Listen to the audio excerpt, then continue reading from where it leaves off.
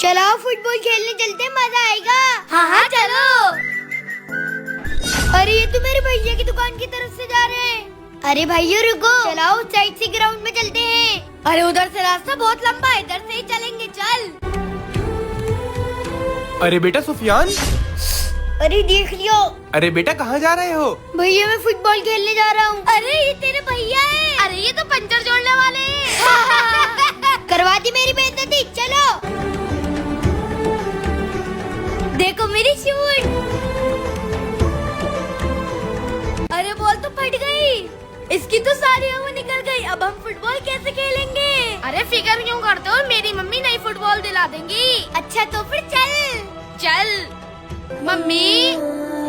हाँ बेटा, क्या हुआ बेटा? मम्मी हम फुटबॉल खेल रहे थे और हमारी फुटबॉल फट गई। अरे तो मैं क्या करूँ? हमें नई फुटबॉल दिला दो। कितने की आएगी नई फुटबॉल? अरे आंटी अच्छी फुटबॉल कम से कम 2000 रूपए तक की आएगी। 2000? बेटा इतने पैसे तो मेरे पास नहीं है, और तुझे पता है रमजान का महीना चल रहा है, इसमें कितने खर्चे होते हैं। अरे यार अब हम फुटबॉल कैसे खेलेंगे? अरे यार तू क्यों टेंशन लेता, मेरे पापा दिला देंगे, चल।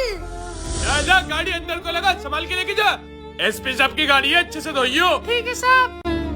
पापा मेरी फुटबॉल फट गई है, एक नई फुटबॉल दिला दो। नई फुटबॉल? अभी पिछले महीने तो तुझे दिलाई थी। अरे पापा मेरे दोस्तों के सामने मेरी बेइज्जती करा रहे हो। 2 चाइट मारूंगा, सब बेइज्जती निकल जाएगी। चल भाग यहाँ से। चलो। अरे यार मेरे पापा ने भी मुझे फुटबॉल नहीं दिलाई। चलो मेरे भैया के पास चलते हैं, वो जरूर दिला देंगे। यार तेरे भैया वो तो सिर्फ पंचर जोड़ सकते हैं, फुटबॉल दिलाने की उनकी औकात नहीं है। नहीं मेरे भैया जरूर दिला देंगे, आओ चलो। चल देखते हैं। भैया हमारी फुटबॉल पड़ गई, हमें एक नई फुटबॉल दिला दो। नई फुटबॉल? बेटा कितने की आएगी एक फुटबॉल? भैया 2000 तक की। 2000 रूपए की? अच्छा तुम लोग ग्राउंड पहुँचो, मैं जब तक कुछ करता हूँ। ठीक है भैया जल्दी आना। अरे यार देखो सब लोग फुटबॉल खेल रहे हैं और तेरे भैया अभी तक फुटबॉल लेके नहीं आए। आएंगे कैसे? पंचर जोड़ लाए होंगे, पंचर। हाँ सही कहा, और इसको पागल बना दिया। सुफियान ये लो अपनी फुटबॉल। अरे तेरे भैया तो फुटबॉल लेके आ गए। अरे वाह मेरी नई फुटबॉल। हाँ बेटा ये लो। भैया आपके हाथ में क्या हुआ? कुछ नहीं बेटा। अच्छा तो फिर हाथ क्यों छुपा रहे हो? लाओ दिखाओ मुझे। खून? भैया ये क्या हुआ? छोटे। अरे जल्दी जल्दी हाथ चला ले, वरना तेरी हाथ की दिहाड़ी काट लूंगा। अरे नहीं साहब, दिहाड़ी मत काटना, करता हूँ। भैया मैं आपसे जिस चीज की जिद करता हूँ आप वो मेरी हर जिद पूरी करते हो, मुझे माफ कर दो भैया। अब मैं आपसे कभी किसी चीज की जिद नहीं करूँगा। कमेंट माय ब्रदर जरूर लिखें। माशाल्लाह भाई, हमारे दोस्त का फोटो कितना खूबसूरत लग रहा है। भाई मेरा भी दिल करता है उम्रे पर जाने का। अल्लाह ताला हमें भी बुलाए। आमीन। अरे आज तो पहली तरावी है ना? हाँ क्यों, क्या हुआ? अरे भाई आज ही तो नुमान उम्रे से आ रहा है। अरे तो फिर जल्दी चल, उसके लिए फूलों का गजरा लेके चलते हैं। हाँ चल।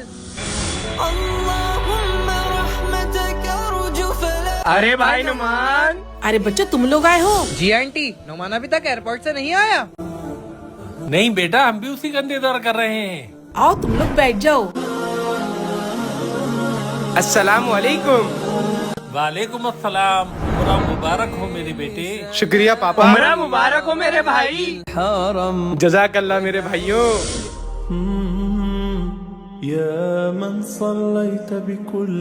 बहुत बहुत शुक्रिया मेरे भाइयों। और बेटे सफर कैसा रहा? माशाल्लाह बहुत ही अच्छा रहा। अल्लाह ताला ने सारे अरकान बहुत ही अच्छे से पूरे करा दिए। और भाई हमारा खजूर पानी किधर है? लाया हूँ ना तुम दोनों के लिए। ये लो मदीने की खजूर और ये जमजम का पानी।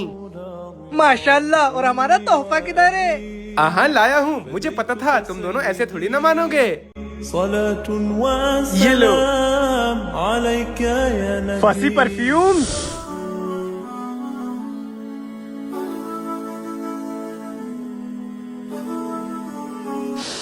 अरे वाह भाई क्या खुशबू है।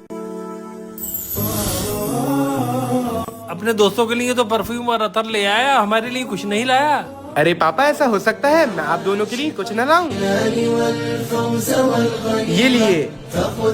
जज़ाकल्लाह। अरे भाई मैंने तो तुझसे मजाक में कहा था और तू सच में ले आया। भाई तेरा तो बड़ा खर्चा हो गया होगा। भाई ये तो हमारे नबी की सुन्नत है। सुन्नत? वो कैसे? क्योंकि भाई हमारे नबी तोहफा लेने और देने से खुश हुआ करते थे, क्योंकि इससे दिलों में प्यार बढ़ता है। और जब भी सफर से आओ तो अपने माँ बाप, अपने रिश्तेदार और अपने दोस्तों के लिए जरूर तोहफा लेकर आओ, क्योंकि ये दिलों में मोहब्बत बढ़ाता है और रिश्ते को मजबूत करता है। माशाल्लाह भाई, अल्लाह तुझे इसकी जज़ा दे। अगर भाई इसके हमें और अतर और परफ्यूम चाहिए वो कहाँ से मिलेंगे? वैसे तो भाई इसके स्टोर सऊदी, मुंबई और दुबई में भी हैं, लेकिन इसको आप घर बैठे भी ऑर्डर कर सकते हैं www.fasiperfumes.com से। ठीक है भाई, मैं जरूर ऑर्डर करूँगा। जो महसूस भी हो और याद भी रहे वही महक है फसी परफ्यूम्स का है। तुम्हारी माँ के मरने के बाद ये 3 चीजें बची हैं। पहली ये दौलत, दूसरी है ये तुम्हारी माँ की प्रॉपर्टी, और तीसरी है तुम्हारी माँ की नसीहत।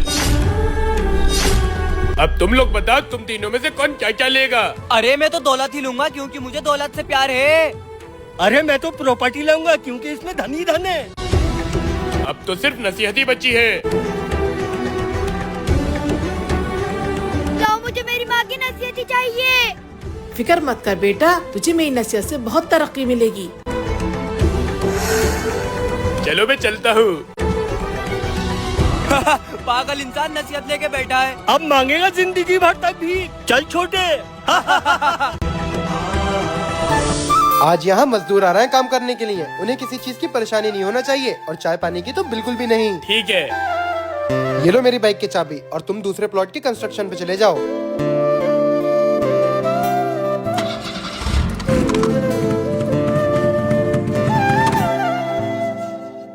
हेलो, अरे कहाँ रह गए तुम लोग? हाँ हाँ साहब, आपके साइट के पास ही हैं हम।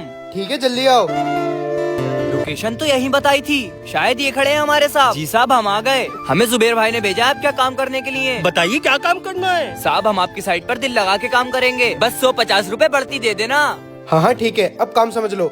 मुझे यहाँ पर बहुत ही बड़ा हॉस्पिटल बनाना है ताकि गरीब लोग यहाँ पर आकर अपना फ्री इलाज करा सकें। ठीक है साहब, हो जाएगा। अरे भाइयों, तुम दोनों? भाइयों, कौन हो तुम? अरे मैं तुम्हारा छोटा भाई नोमान। ये तुम दोनों की हालत कैसे हो गई?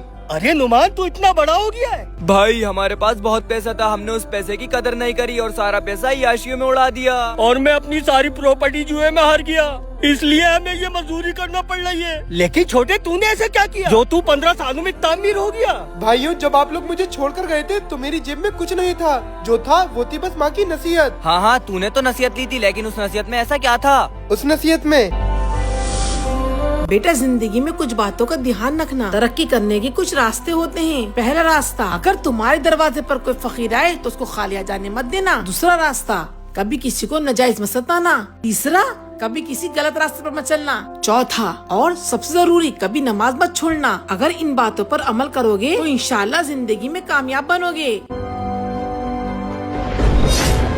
भाइयों, इसलिए कहते हैं माँ बाप की नसीहत में ही बच्चों के लिए असली वसीयत होती है। भाई, हमें माफ कर दे। माफ किया। अब तुम दोनों को ये मजदूरी करने की कोई जरूरत नहीं, क्योंकि अब तुम लोग मेरे साथ ही रहना। माँ बाप की नसीहत में लफ्ज जरूर कड़वे लग सकते हैं, लेकिन उन्हीं कड़वे लफ्जों में हमारी भलाई छुपी होती है। वीडियो अच्छी लगी हो तो वीडियो को लाइक जरूर करें।